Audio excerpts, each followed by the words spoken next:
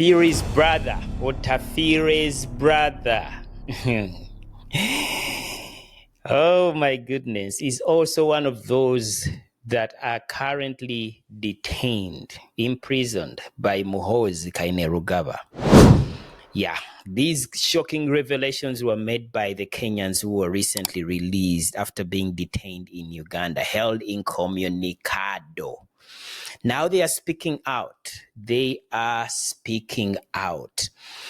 What does this mean? What does this really mean?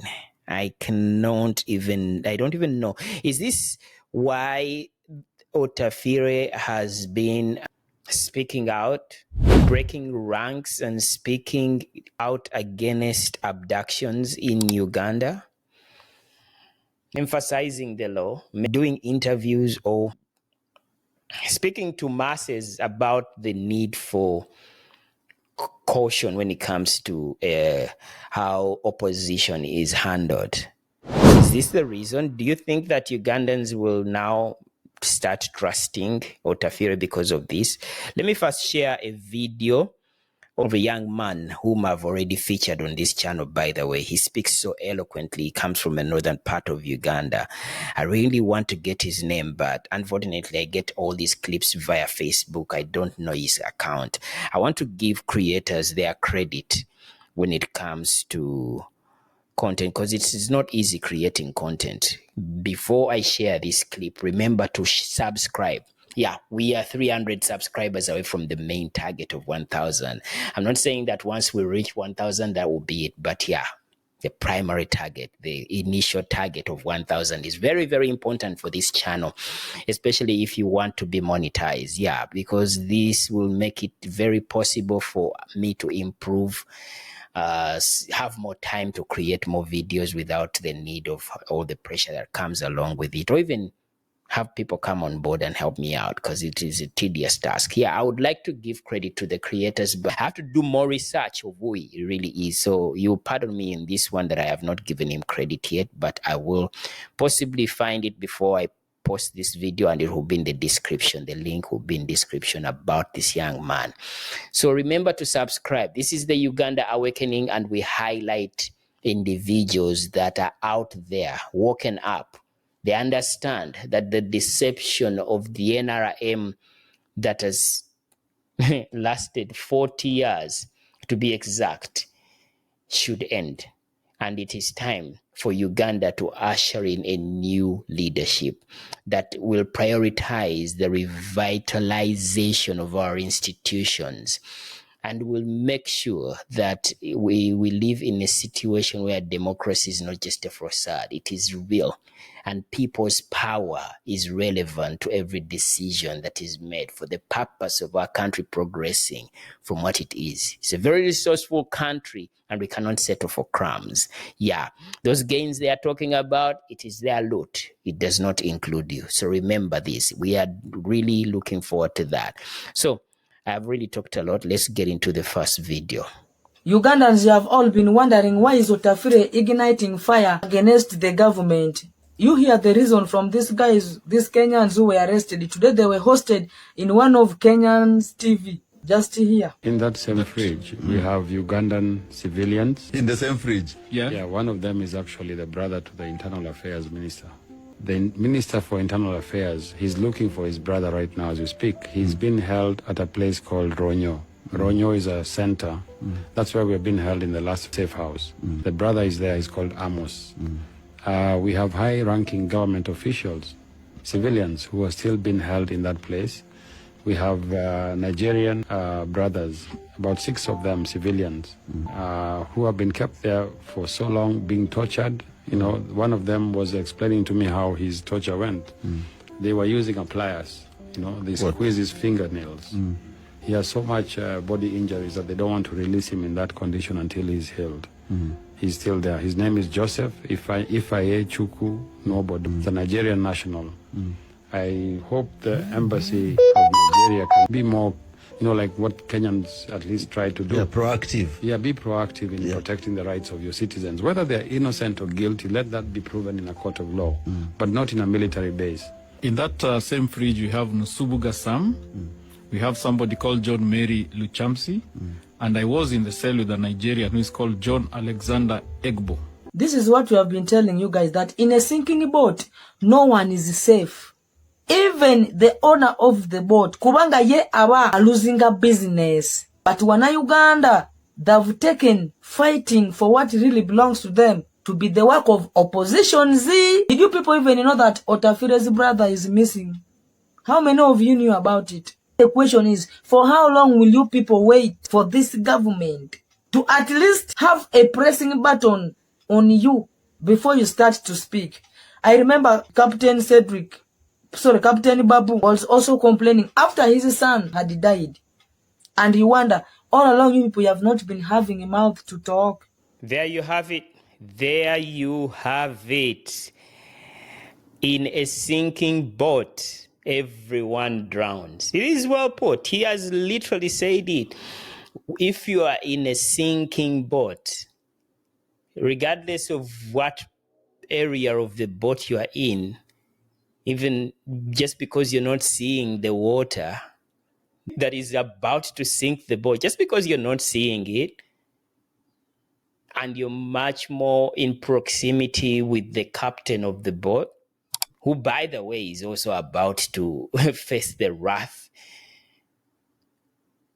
as soon as the water fills up the entire boat. Just because you're in that proximity of the high-ranking people on the boat, that does not mean that you're not in danger. Just like Otafire's brother, I'm very skeptical about these people's gimmicks. They are very strategic. The deception of the NRM is very hard to trust. And I guess this is the reason as to why many Ugandans are not jumping with this piece of news. The only reason I'm really talking about it is that I want us to start reimagining a situation whereby these top officials within the NRM are going at each other. Because the Kenyans also went on to state that there are other foreigners that are in custody, as well as government officials that were possibly found wanting and are literally being tortured. Can you imagine being subjected to torture to the point that the only reason as to why they are not releasing you is that they are treating your wounds? In the case of the Nigerian that has been tortured in those safe houses, to the point that they want you to be healed so that you won't speak of what they have done to you, and that evidence of torture won't be there. So they have beaten you so bad. Nigerians, come and save us. Your brothers are in safe houses in Uganda for some reason. Mohozi Kainerugaba.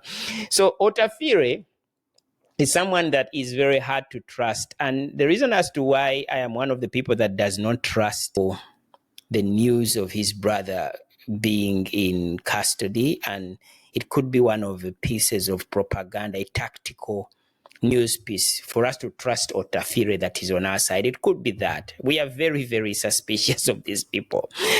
Otafire has talked a lot about injustice. I will share a video of him talking about the new reforms for how to choose the president, and they're trying to choose the president through the parliament. I have heard voices in parliament saying the president should be elected by parties. David, I respect that view of yours, but I don't share it. Tell your colleagues who are peddling that idea that they should be humble enough to understand why those of us who framed the Constitution said the president shall be elected by the people, and not only the people, but with 51% of the population. We were not stupid to insist that it should be 51%. Why are they humble enough to consult those of us who are there and say, why did you do this stupid thing? That was my belief. It's my belief. It will be my belief until the last post. Last post in the end. Of course, people were very quick to applaud the position of Otafire, because Ugandans are very concerned about that idea. And that is how things start. Even before they removed the term limits, before they removed the age limit, it started as a rumor. Yeah, and before we knew it, the reality had kicked in. And now we don't have term limits. The age limit was scrapped, which is why we are stuck with our ancestor as the president of Uganda, and is still contesting. Yeah, so that is the reality. The fact that he spoke out, Ugandans applauded. And I was also one of those people who were like, wait a minute. But Otafire has gone on to say so many other things. There is a time when he quoted one of those famous lines. They came for the Jews and I kept quiet. They came for the gays and I kept quiet until they came for me. It was all in reference to the injustice Ugandans have to put up with. There are a few disconcerting events that have taken place in this country, and I don't want countenance as minister responsible for internal affairs. I've made myself loud and clear that certain things that are happening are unacceptable, because I was here during Amin's time. You know, I'll recount the dictum of this preacher in Germany during the Second World War. I forget his name. Anyway, God save his soul if at all he has any. He said, when they came for the socialists, I kept silent because I was not a socialist. Then they came for the gays. I kept quiet because I was not gay. Then they came for the trade unionists. I kept silent because I was not a trade unionist. Then they came for the Jews. I kept silent because I was not a Jew. When they came for me. There you have it. So he has spoken out, and many Ugandans have applauded. They've been caught off guard. But still, there is skepticism. It is very hard to trust someone who only speaks without fruits. And by this, I want to remind you of one of the most famous statements that Kyagulanyi Ssentamu has used. Mulabalabire ku bikolwa byabwe. Judge them by their fruits. It's very biblical. Judge them by their fruits. The minister himself of internal affairs. Yes, it means that the boss of the police, and they are the protagonists, they are the leaders of this violence against people. So there is something very fishy about what really his position is. It is very understandable.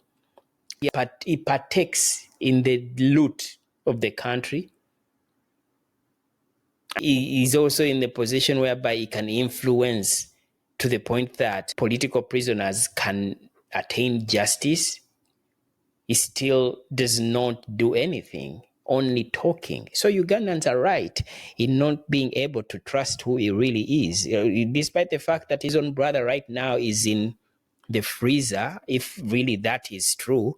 And they are not trying to plant a seed that will deter us. I don't know for what purpose this serves. Why would they intentionally have Otafire's brother in the same place with the Kenyan activist, knowing how delicate that situation would be if that information comes out?